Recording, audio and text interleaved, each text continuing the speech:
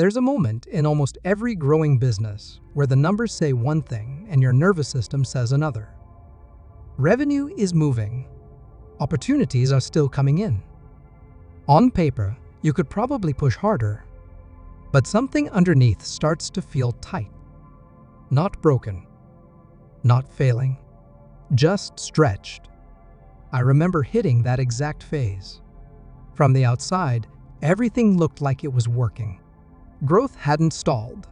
Clients were still arriving. If you looked only at the dashboard, the logical move was obvious. Keep scaling. Push more volume. Capture the momentum while it's there. But internally, the business didn't feel like it wanted more speed yet.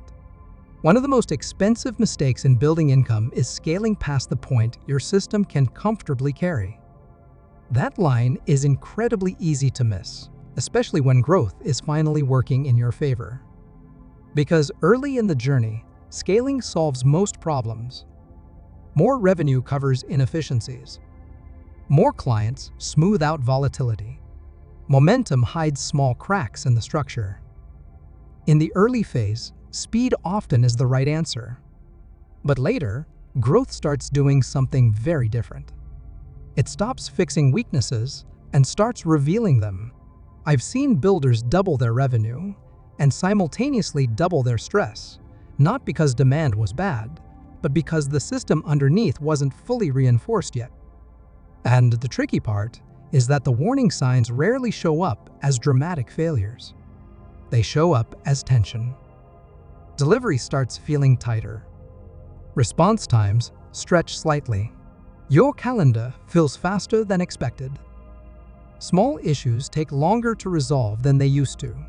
None of these look dramatic on their own. But collectively, the business stops feeling clean. Healthy scaling should make your income feel calmer, not more fragile. That became one of the clearest internal signals for me. When growth is properly timed, it increases margin and optionality. When it's premature, it increases noise and dependency. There's also a psychological trap here that catches a lot of capable operators. Once you've experienced real growth, slowing down feels wrong. Almost irresponsible. Almost like you're leaving opportunity on the table. The fear usually sounds something like this: what if demand dries up later? What if this is the window and I miss it? What if slowing down now costs me speed long term? Those concerns aren't irrational, but they can quietly push you into scaling decisions that look smart in the short term and create structural drag in the long term. I remember a stretch where we clearly could have pushed harder. The leads were there. The pipeline was healthy. The opportunity looked obvious. But the system was still slightly sensitive to load. Not failing, just not fully relaxed under pressure yet. Choosing to stabilize in that window felt counterintuitive at first. It felt like I was deliberately slowing momentum. But in hindsight, it was one of the highest leverage decisions in that entire phase of the business. Stabilization is not the opposite of growth. It's what makes the next wave of growth cleaner. That distinction changes how you interpret these moments. A lot of people treat stabilization like hesitation, like a sign the business is losing energy. But mature income systems almost always grow in controlled waves. They expand. Then they reinforce. Then they expand again from a stronger base. When you skip the reinforcement phase, the system often accumulates invisible strain. You might still grow. The revenue might still rise. But the machine gets noisier, heavier, more dependent on your constant attention. Over time, that dependency becomes expensive. There are a few signals I've learned to watch closely when deciding whether to keep pushing or stabilize.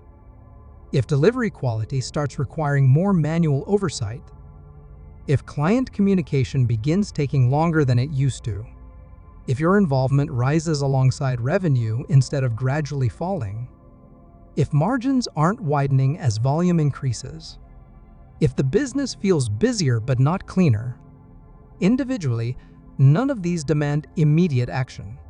But when several of them appear together, the system is usually asking for reinforcement before the next scaling push. Scaling is exciting. Stabilizing is strategic. And the builders who last usually get comfortable alternating between the two. There's also a deeper shift happening here that most people don't talk about. Early in the journey, speed is your advantage. Later, stability becomes your leverage. Because once the business reaches a certain level of consistency, the goal isn't just to grow income. It's to grow income in a way the system can carry without constant supervision. I've seen operators push through this phase too aggressively and end up with larger businesses that felt more fragile than the smaller version they started with. More revenue, but more stress. More clients, but less control. That trade-off usually traces back to one thing: scaling decisions made without enough structural margin. If growth keeps increasing your personal load, the system is asking for reinforcement, not more speed. That signal is easy to ignore when momentum is visible. But it's often the difference between building something that compounds cleanly and building something that requires permanent babysitting.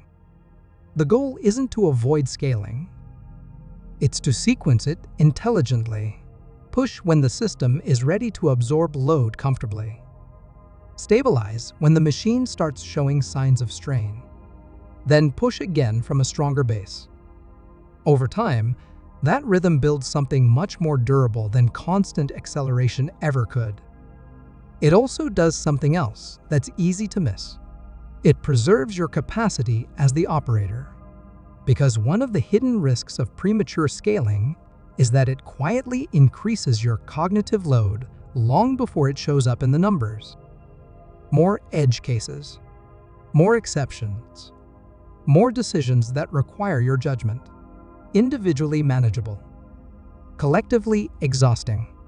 Stabilization phases are where you simplify those layers, where you tighten delivery, where you remove unnecessary complexity, where you make the next phase of growth feel lighter instead of heavier. So if you're in a season where growth is clearly available, and that is a good position to be in, take a moment to look underneath the numbers. Is the system getting calmer as it grows? Or just busier? Because the right moment to stabilize isn't when growth stops. It's when the structure quietly asks for reinforcement before the next wave. And the builders who learn to hear that signal early usually end up with income systems that scale without slowly wearing them down in the process.